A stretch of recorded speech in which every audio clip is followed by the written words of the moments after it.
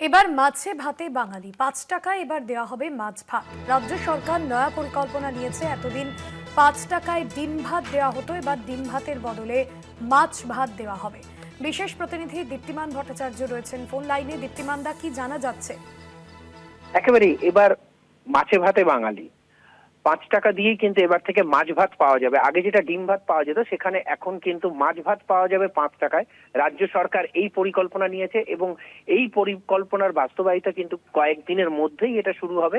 পুরো পরিকল্পনা করা হচ্ছে কোথা থেকে এই মাছ ভাত পাওয়া যাবে, আগে যেখানে পাওয়া যেত সেই একই জায়গায় পাওয়া যাবে নাকি এর জন্য আলাদা কোনো রকম সিস্টেম করা হবে, সেই বিষয়গুলো কিন্তু দেখা হচ্ছে এবং দেখে পরবর্তী সিদ্ধান্ত নেওয়া হবে। তবে রাজ্য সরকার ইতিমধ্যেই সিদ্ধান্ত নিয়ে নিয়েছে যে মাছ ভাত 5 টাকায় দেওয়া হবে এবং সেই হিসাবে শিলমোহরও পড়ে গেছে।